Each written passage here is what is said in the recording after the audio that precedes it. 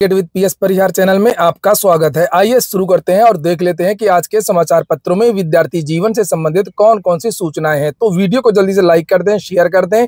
जिन छात्रों ने चैनल को अभी भी सब्सक्राइब न किया हो तो जल्दी से सब्सक्राइब कर लें ताकि आप लोगों को इसी प्रकार की ऑथेंटिक अपडेट से सबसे पहले मिलती रहे। कभी कभी ऐसा वीडियो आता है और आज के वीडियो में जितनी भी सूचना है सब सुखदायी हैं और सब खुशखबरी हैं। सबसे पहले बात कर लेते हैं युवा मंच धरना प्रदर्शन की और शिक्षक भर्तियों। आपको पता है कि पत्थर गिरजाघर में यहाँ पर कल एक धरना प्रदर्शन हुआ था युवा मंच के नेतृत्व में। ये मैंने कल लाइव ही चलाया था, यहाँ पर आप लोग देख सकते हैं।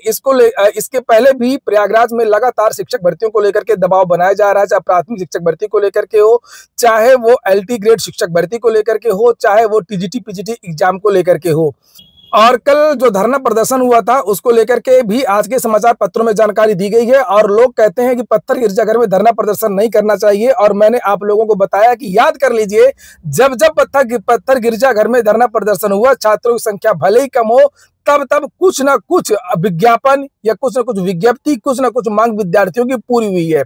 यहाँ पर देख सकते हैं लिखा TGT PGT परीक्षा तिथि घोषित करने, GIC LT प्रवक्ता आदि के विज्ञापन को लेकर के आंदोलन तेज। पत्थर गिरजाघर सिविल लाइन धरना स्थल पर 14 जुलाई 2025 को प्रदर्शन। ये बात कल की हो रही है और यही कारण है कि LT का जो विज्ञापन है वो जारी हो गया। मैं अभी आपको दिखा भी दूंगा। नीचे यहाँ पर लिखा है TGT PGT परीक्षा की तिथि को लेकर के शिक्षा सेवा चयन आयोग द्वारा स्थिति स्पष्ट नहीं किया गया है। 13 लाख से अधिक प्रतियोगियों को आयोग गुमराह कर रहा है। 30 जून 2025 को हुए आंदोलन में पुलिस द्वारा लाठीचार्ज के दौरान आयोग के सामने आंदोलन करने से मना किया गया। बाद में आंदोलन की अनुमति से इनकार कर देने पर युवा मंच के प्रदेश अध्यक्ष अनिल सिंह का कहना है कि योगी सरकार द्वारा भारी भरकम शिक्षा सेवा चयन आयोग का गठन सिर्फ एक छलावा है और आयोग के अधिकारी व कर्मचारी केवल नौजवानों का मानसिक उत्पीड़न कर रहे हैं। 3 बार परीक्षा की तिथि घोषित करने के बाद भी आयोग विज्ञापन जारी नहीं कर पाया है। आयोग का कहना है कि शासन से मंजूरी मिलने पर परीक्षा कराई जाएगी। और यहाँ पर लिखा है कि TGT PGT की परीक्षा तिथि घोषित करके तत्काल परीक्षा कराने और LT GIC व प्रवक्ता के समस्त रिक्त पदों पर यथाशीघ्र विज्ञापन जारी करने की मांग को लेकर के आंदोलन का निर्णय लिया गया है। तो यहाँ पर ये समाचार पत्रों के माध्यम से इसको लेकर के जानकारी दी गई थी। और ये देख सकते हैं आप लोग, उत्तर प्रदेश लोक सेवा आयोग ने आज LT ग्रेड का जो विज्ञापन है, संक्षिप्त विज्ञापन है, वो जारी कर दिया है। ये देख सकते हैं आप लोग। आरओ पेपर लीक का जो रद्द वाला जो मामला है वो भी पत्थर गिरजाघर में जब विद्यार्थी डटे थे उसी समय सूचना मिली थी।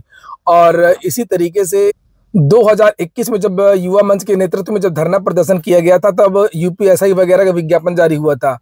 और यहाँ पर देख सकते हैं LT ग्रेड का विज्ञापन को लेकर के जानकारी दी गई है। ये देखिए, सहायक अध्यापक प्रशिक्षित स्नातक श्रेणी पुरुष महिला शाखा 2025 संक्षिप्त विज्ञापन। मैंने आपको जानकारी दी थी कि संक्षिप्त विज्ञप्ति आप लोगों को जल्द देखने को मिल सकती है। और यहाँ पर जिसमें ऑनलाइन आवेदन करने की प्रक्रिया, शुल्क जमा करने की प्रक्रिया, परीक्षा योजना, पाठ्यक्रम, जाति प्रमाण पत्र, ये विज्ञापन 28 जुलाई को जो है विस्तृत विज्ञापन जारी हो जाएगा। अभी तो ये विज्ञप्ति जारी हुई है। पाठ्यक्रम, जाति प्रमाण पत्र, प्रोफार्मा, आरक्षण, आयु में छूट के संदर्भ में निर्धारित महत्वपूर्ण निर्देश आदि उपलब्ध रहेंगे। आयु में छूट शब्द का प्रयोग किया गया है, इसके बारे में आगे पता चलेगा। अभ्यर्थी विस्तृत विज्ञापन देखने के पश्चात अर्ह होने की स्थिति में आवेदन करेंगे। रिक्तियों का विवरण बताया गया है। वर्तमान में सहायक अध्यापक प्रशिक्षित स्नातक श्रेणी परीक्षा 2025 के अंतर्गत रिक्तियों की कुल संख्या 7,466 है, जिसमें राजकीय विद्यालयों के अंतर्गत पुरुष शाखा हेतु 4,860 रिक्तियां हैं और महिला शाखा हेतु 2,525 रिक्तियां हैं।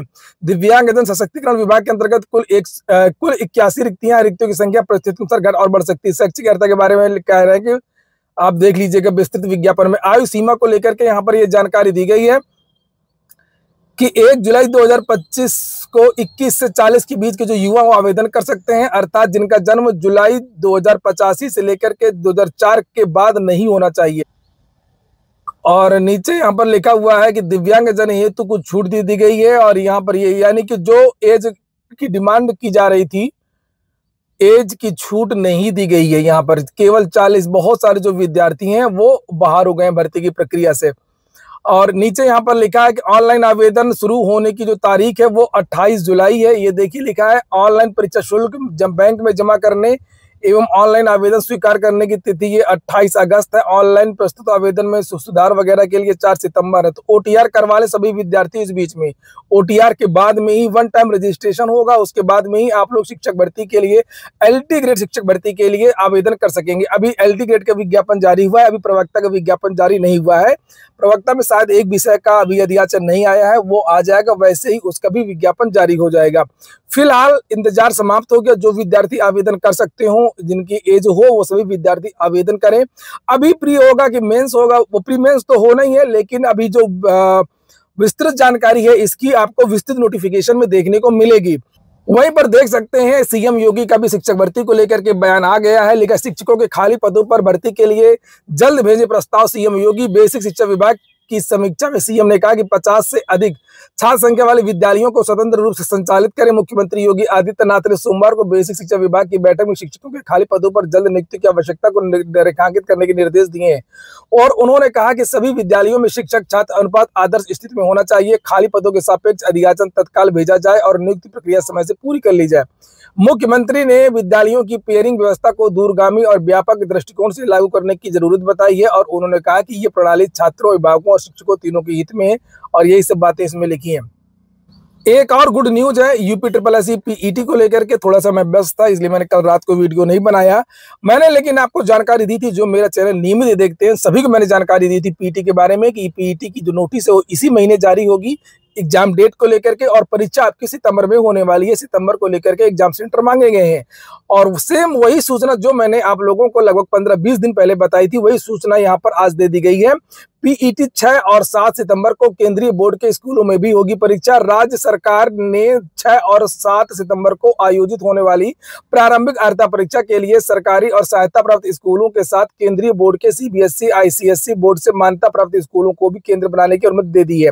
पीईटी के लिए 25.32 लाख अभ्यर्थियों ने आवेदन किया है और विशेष सचिव कार्मिक शशिकांत कनौजिया ने सोमवार को शासनादेश जारी कर दिया है। पहली पाली पूर्वाह्न 10 से 12 बजे और दूसरी पाली 3 से 5 बजे तक होगी। तो ये परीक्षा 6 और सितंबर को सुबह शाम इस तरीके से ये होगी। रेलवे में भर्ती को लेकर के भी जानकारी दी गई है। रेलवे में 1 लाख पदों पर भर्तियां की जाएंगी। रेलवे में चालू वित्त वर्ष के दौरान 1 लाख से अधिक पदों पर भर्ती की जाएगी। कुछ परीक्षाओं के लिए अधिसूचना जारी हो चुकी है, तो कई परीक्षाएं लेने की तैयारी है। रेलवे में पिछले वर्ष खाली पदों को भरने के लिए वार्षिक भर्ती कैलेंडर लागू किया गया था। रेलवे का दावा है कि इसके बाद परीक्षाएं समय पर होने लगी हैं और लिखा रेलवे बोर्ड ने 2024 में 1,08,324 खाली पदों पर भर्ती करने की घोषणा की थी। 2025-26 में सहायक लोको पायलट तकनीशियन के 16,000 से अधिक खाली पदों पर भर्ती की सूचना जारी हो चुकी है और रेलवे के अनुसार इनकी परीक्षाएं इसी वित्तीय वर्ष में करा दी जाएंगी। रेलवे के एक वरिष्ठ अधिकारी ने बताया कि जनवरी से मार्च के दौरान सहायक लोको पायलट की भर्ती के लिए अधिसूचना जारी की गई थी और इसके लिए 18 लाख से अधिक आवेदन आए थे। टीजीटी पीजीटी को लेकर के भी जानकारी दी गई है। यहाँ पर देख सकते हैं ये जो कल धरना प्रदर्शन हुआ था, ये देख सकते हैं, उसको लेकर के भी जानकारी दी गई है। ये देखिए नीचे लिखा है, ये देख लीजिए। और उसके बाद में नई भर्ती को लेकर के भी, तो ऐसा नहीं है, आप कोशिश करेंगे धीरे धीरे तो उसका असर होता है। और ये देखिए लिखा है कि टीजीटी पीजीटी के लिए प्रदर्शन, और आगे यहाँ पर नीचे लिखा है कि सहायता प्राप्त माध्यमिक विद्यालयों में टीजीटी पीजीटी 2022 की परीक्षा तिथि घोषित करने समेत अन्य मांगों को लेकर के अभ्यर्थियों ने युवा मंच के बैनर तले सोमवार को पत्थर गिरजाघर सिविल लाइंस में प्रदर्शन किया। राजकीय विद्यालयों, महाविद्यालयों में सहायक अध्यापक, प्रवक्ता, प्रोफेसर भर्ती सहित खंड शिक्षा अधिकारी के रिक्त पदों पर तत्काल भर्ती की मांग की है। युवा मंच के प्रदेश अध्यक्ष अनिल सिंह का कहना है कि प्रदेश सरकार बेरोजगारों की सुध नहीं ले रही है। प्रदर्शन में राहुल पांडे, बीएम भारद्वाज, मान सिंह, अशोक पटेल और अजय गौतम, अर्जुन प्रसाद आदि शामिल रहे हैं। और यहाँ पर इसी क्रम में ये देखिए लिखा पोर्टल को लेकर के आयोग की तरफ से तुरंत बयान आया है। ये देखिए लिखा बेसिक से लेकर के उच्च शिक्षा विभाग तक शिक्षक भर्ती में तेजी लाने के लिए उत्तर प्रदेश शिक्षा सेवा चयन आयोग सबसे पहले पोर्टल की कमियां दूर करेगा। सोमवार को हुई आयोग की बैठक में सहमति बन गई है कि एनआईसी और हितकारक विभागों के साथ संयुक्त बैठक करके पोर्टल की कमियां दूर कर ली जाएंगी। आप लोगों ने वीडियो को लाइक नहीं किया होगा, आप लोग वीडियो को लाइक अवश्य कर दिया करें। एक तो आप लोग धरना प्रदर्शन में आते नहीं है और वीडियो को शेयर भी नहीं करते हैं। आयोग ने इसके लिए कार्मिक विभाग से भी पत्राचार करके एनआईसी के अफसरों के संग बैठक का अनुरोध किया है। हालांकि कार्मिक विभाग ने आयोग से कहा है कि वह स्वयं एनआईसी और हितकारक विभागों के साथ में बैठक ले और पोर्टल पर जो भी बदलाव होंगे उसे मंजूर कर लिया जाएगा। हालांकि टीजीटी पीजीटी की परीक्षा को लेकर के कोई चर्चा नहीं हुई है और इसके बजाय सहायता प्राप्त माध्यमिक स्कूलों में टीजीटी जीव विज्ञान भर्ती को शामिल करने को लेकर के चर्चा हुई है। हाई कोर्ट के आदेश के आधार पर मिले प्रत्यावेदनों पर भी विचार किया गया। बैठक की अध्यक्षता प्रोफेसर कीर्ति पांडे ने की है। ये हो गया आज का वीडियो। पूरा वीडियो सुनने के लिए बहुत बहुत धन्यवाद।